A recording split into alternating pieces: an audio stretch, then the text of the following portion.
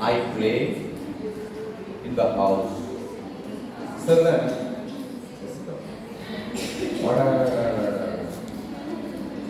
உங்கள்கிட்ட இங்கிலீஷ்ல பேச வைக்கிறதுக்குள்ள போதும் தான்.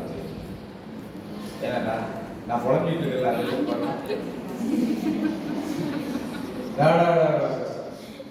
உங்கள்கிட்ட இங்கிலீஷ்ல பேச வைக்கிறதுக்குள்ள இங்கிலீஷ் பேசி அதை கேட்கறதுக்குள்ள போதும் தான். My God, my God. இது கண்டிப்பா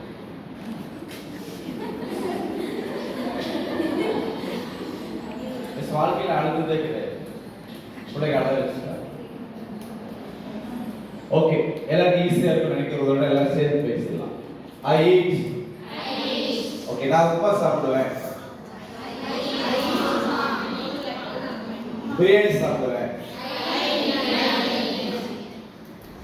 தினமும் பிரியாணி சாப்பிடுவேன். எல்லாம் கவனிக்கணும். இங்க நீங்க past tense ing யூஸ் பண்ணவே வேண்டாம். That is called simple present tense. ஓகேவா? ரெண்டாவது ஃபார்முலா அதான் பாருங்க. Don't use the ing or e. ரெகுலரா செய்யற வேலையை செஞ்சீங்கனாலே தான். இப்போ நான் திரும்ப சொல்லிட்டு வரும்போது சிச்சுவேஷன் சொல்லுவேன். நீங்க நல்லா என்ன செஞ்சலாம் சென்டென்ஸ் எடுத்துக்கலாம். நான் I play, நான் விளையாடுவேன். நான் ஃபுட்பால் விளையாடுவேன்.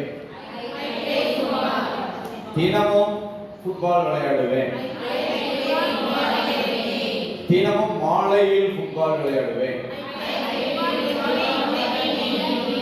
ஞாயிற்றுக்கிழமை மாத்திரம் விளையாட மாட்டேன். சரி, மாட்டேன் விட்டுலாம். ஞாயிற்றுக்கிழமை மாத்திரம் ஃபுட்பால் விளையாடுவேன். ஓகே, இன் சண்டேவா?